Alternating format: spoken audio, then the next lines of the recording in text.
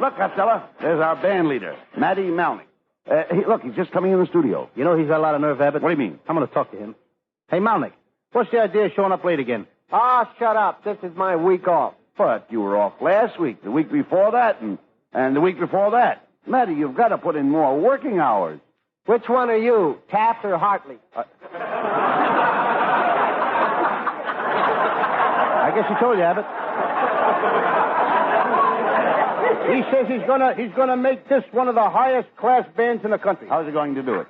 He's taking out all the brass and putting in sterling silver. Now, wait a minute.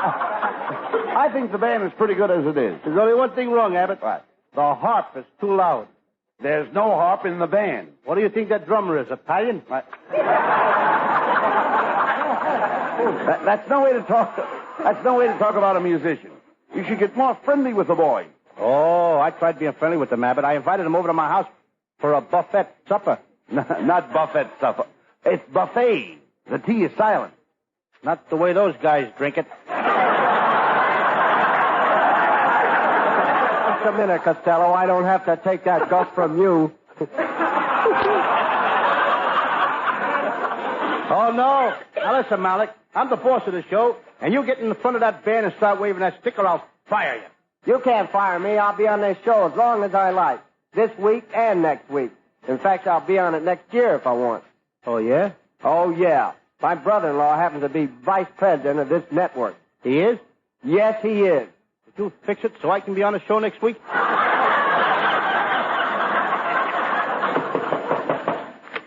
I've been robbed. I've been robbed. I've been robbed.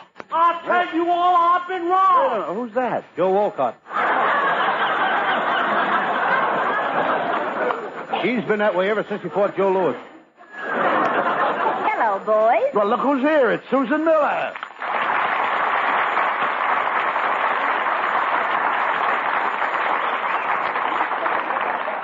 Costello, you should be ashamed of yourself. Fighting with Matty Malnick. He's a thorough musician. How do you spell that thorough? He's a clarinet player, studied with the Los Angeles Dental College. What would a clarinet player do with a dental college? He used to sit there all day and make false tooths.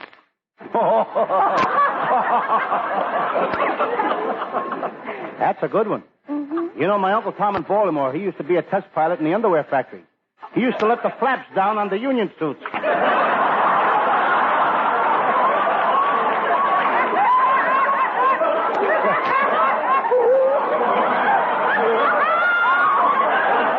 Hey, you know, that was a good one, Lou. You know, before I married my wife, Betty, she used to be a mechanic in a candy factory. She used to tighten the nut on the peanut brittle.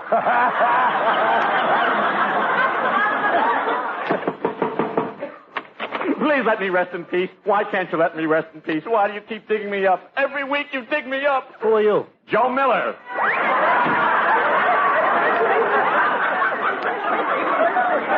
Never mind him, Costello. What's that present you said you bought for Susan? A present for me? Why, Costello, you're wonderful. Yes, I got it right here, Susan. I think you'll like this. Go ahead. Lift off the cover.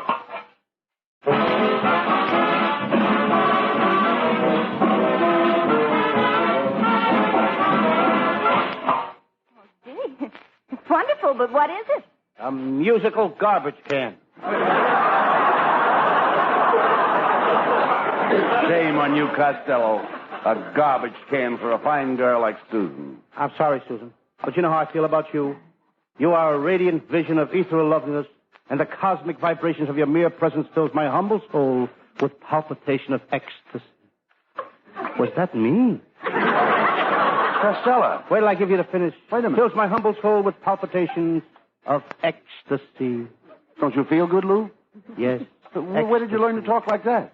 I used to write ads for Honest John. Never mind, Costello. I think it was very sweet of you to give me the present. And in appreciation, I'm going to give you a kiss that will make your toes curl. Ah, you couldn't give me a kiss that would make my toes curl up. Oh, no? Yeah. Come here.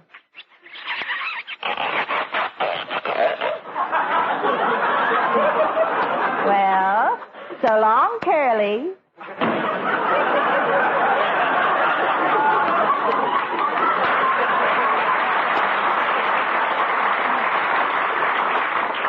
You know, Abbott, she calls me her secret lover. Why? She says when people see me, they'll know why she keeps me a secret. Costello, why don't you get serious with Susan? She'd make a good housewife. No girl's going to make a housewife out of me. No, you idiot. Why don't you propose to Susan? I proposed her 4 times last night. How did she react? First she was hot, then she was cold, then she was hot, then she was cold. Well, wait a minute. Where did you propose to her? Between the icebox and the gas stove. Hey, dummy. Hurry up before the joke cools off. Yeah, dummy, why didn't you propose to her in the parlor? I couldn't, Abbott. There were 50 guys playing pool in the parlor. Susan lives at the YMCA. The YMCA? You right. idiot, they don't allow girls to live in the YMCA. That's against the rules. Suppose they found out that Susan is living there. Who's going to tell? Why do you pick such places to propose to a girl? Why don't you pick romantic places? Why don't you take her horseback riding in the park? I tried that, too. I climbed off the horse, got down on my knees in front of her, and jumped up. Then I got down on my knees again, then I jumped up again. And then I got down on my knees again, and then I jumped up again. What was the matter? Were you nervous? No, I forgot to take off my spurs.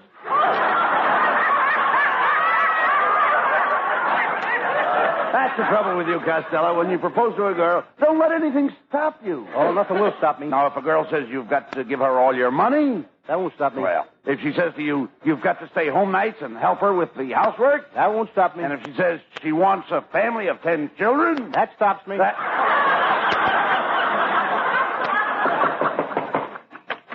Hello, Bud, darling. Hello, Rubberhead. I'm Lou Costello. Hello, dear. Well, Costello's my wife. Aren't you going to say hello to my little dumpling? I beg your pardon? I want you to say hello to my little dumpling. Hiya, Dump. My Costello, don't you look charming today? You and your new look shape. What do you mean, new look shape?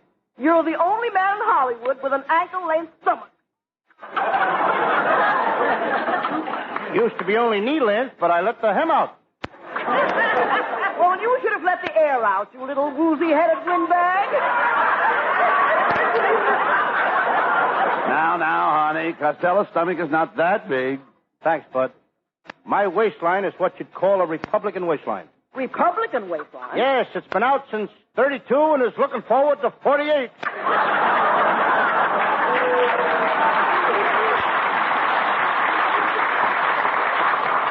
Never mind that, Costello. Aren't you glad to see my wife? Huh? Aren't you glad to see my wife, Lou? Oh, sure. Mrs. Abbott, you're a sight with sore eyes.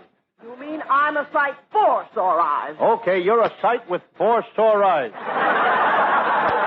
There's nothing wrong with my eyes. I saw you going down Hollywood Boulevard yesterday with that red-headed bubblegummer. Yeah, who was that red-headed girl? I don't know her name, Abbott, but I call her Baseball. Why? She was thrown out at home.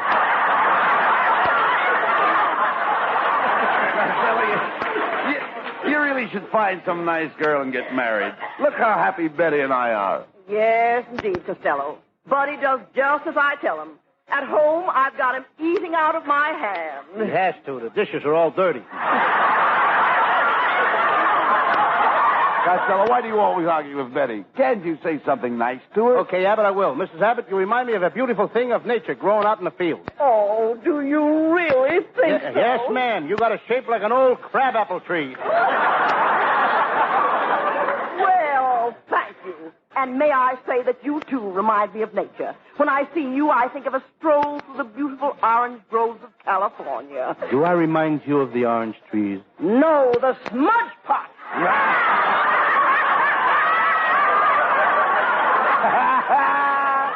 Oh, that fellow, you my little potato. You sure left him holding the bag. Oh, no, my little potato. You always leave him holding the bag. No, my little potato. You always leave him holding the bag. Ladies and gentlemen, you have just heard from a couple of old potato bags. Oh, goodbye.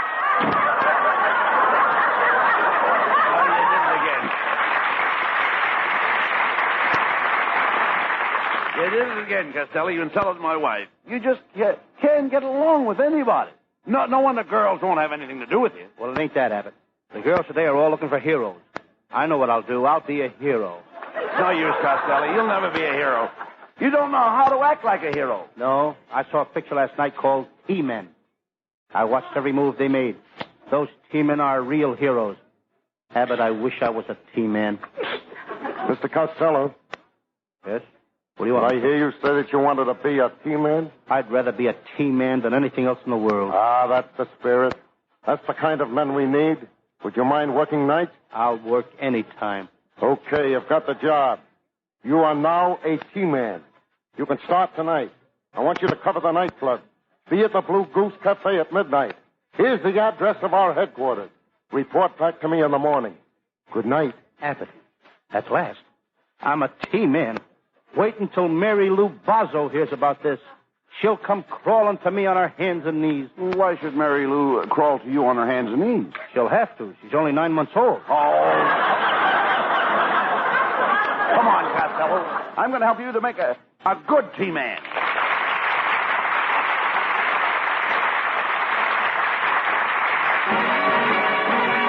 Abbott, ain't it wonderful? I'm a real T-Man. Boy, am I happy. Quiet, Costello. You must never disclose your identity, even if you're captured by a mob of gangsters, and they beat you over the head. Don't tell them who you are. I won't tell them who I am. The leader of the mob hits you on the head with a lead pipe. I won't tell them who I am. If 3 gangsters grab you and they all beat your head against the wall, I won't tell them who I am. then a cop comes in to rescue you. I won't tell them who I am. Why? Why, then I won't know who I am. As a T-Man, you'll have to watch the racetracks for horses being doped. I saw a guy doping a horse the other day. He put dope in the horse's mouth. Dope under the saddle. Dope in the horse's leg. The horse win? No, he was disqualified for flying over the grandstand. Look, you dummy, suppose we get a call from the chief of the T-Men to raid a gambling joint. Then we work as a team. I'll watch him and you search him. Well, what if we raid a bookmaker's place? I'll watch him and you search him. Suppose we raid a burlesque show. I'll search him and you watch him. I'm used to that kind of work. I once investigated the case of the blonde bubble dancer.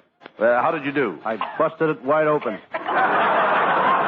I don't believe you were ever a detective in a case in your life. I was so, Abbott. I investigated the case of the murdered millionaire.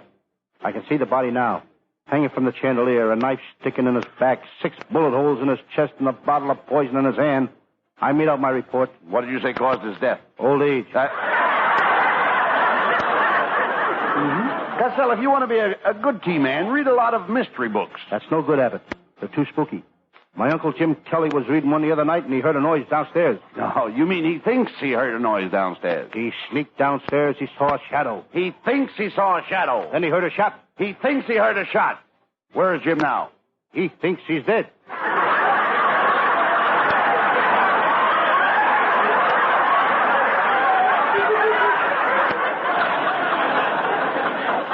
Well, never mind that. We're supposed to be at the Blue Goose Cafe at midnight. It's over on the other side of town. Now, what's the quickest way to get there? By boat. By boat? How can a boat get through the Los Angeles traffic? Something must be getting through. Cars ain't. Oh, come on. We're going to the Blue Goose Cafe.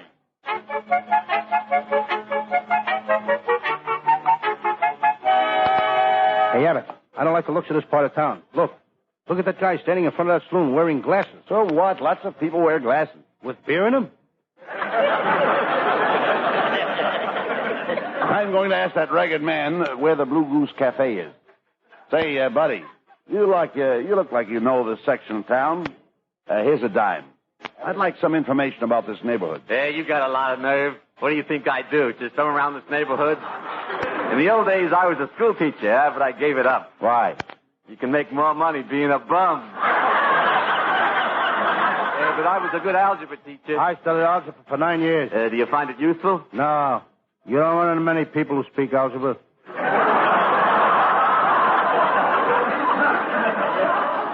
I know how you feel, Mr. Bum. My Uncle Mike was once a bum. He was so poor he had to roll his own cigarettes. Lots of people roll cigarettes. From the gutter up to the sidewalk?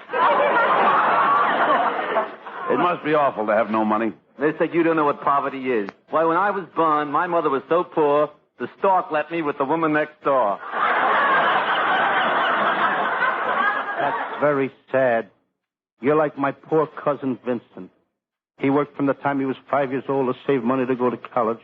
He was stuck up by crooks. They took his money. He was the first guy drafted in the war. Came back. Couldn't get a job. He had to beg for money. Finally, he saved $12. He lost it in the stock market. He invented television. They stole his idea. Now he's writing a book about his life. What's the name of the book? Smile and the world smiles with you.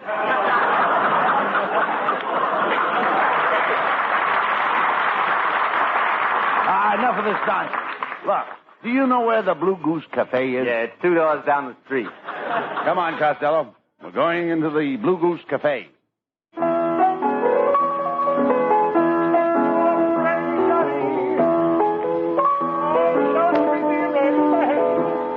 Hey, Costello, this is a pretty tough-looking mob in here. Be careful what you say.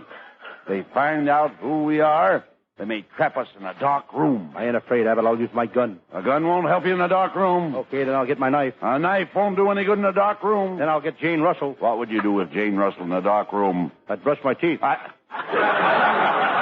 your teeth? Certainly. You ask a silly question, you get a silly answer.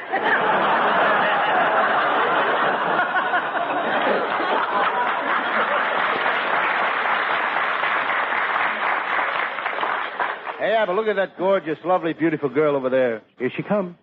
Well, hello, cute and chubby. Hello. You can call me Dolores, big boy. Hello, Dolores, big boy.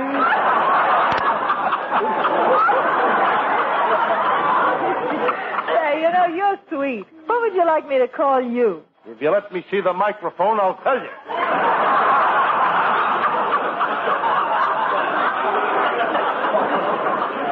Could I have it again? You're kind of sweet. What would you like me to call you? You could call me every 5 minutes. Watch yourself, Costello. Watch yourself. Say, Chubby, you do something to me.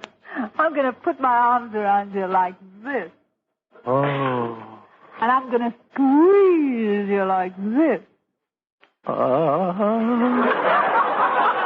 now I'm going to kiss you like this.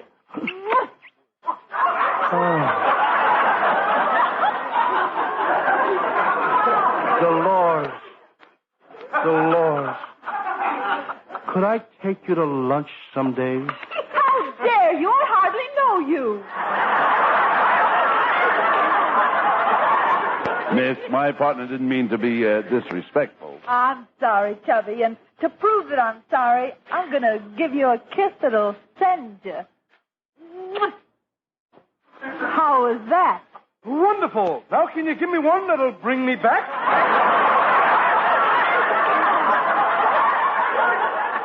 Dolores, come here. Now, what is it, Big Tony? I don't like the looks of those two mugs. Find out who they are. Okay, boss.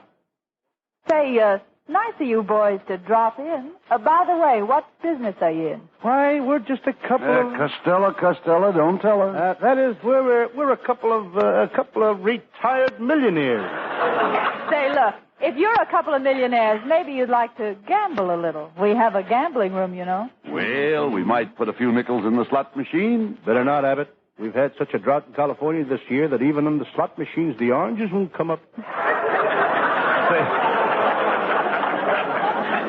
Say, Dolores, is that big fellow who's watching us the owner? Yeah, that's him, Big Tony. He's a real tough guy. Oh, honey, I'm pretty tough myself. I can rip a telephone book in half. You ought to be great in a fight. Well, I don't know. In a fight, you don't get much chance to rip a telephone book in half.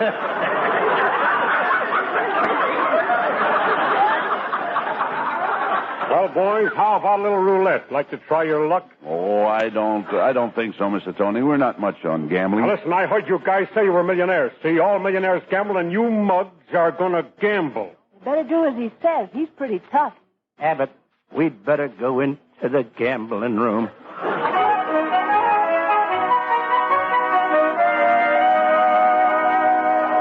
700 wins. All right, he's coming out all right, boys. Hey, Dolores, that little fat guy is breaking the dice game. Look at that pile of chips he's got. Better get him away from that dice table into the back room. I'll have the boys play a little cards with him. Costello. How many cards do you want? Oh, I'll play these. Look, Abbott. I got 3 aces and a pair of kings. Bet it all, Costello. You can't lose. All right, you guys, cut out the whispering. What's your bet?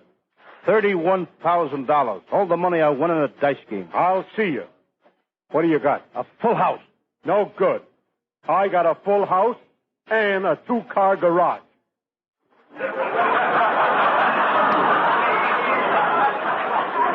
You got a full house and a 2-car garage. What kind of poker game is this? Poker?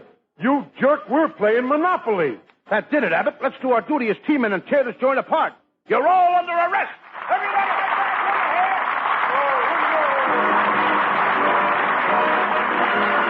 over here.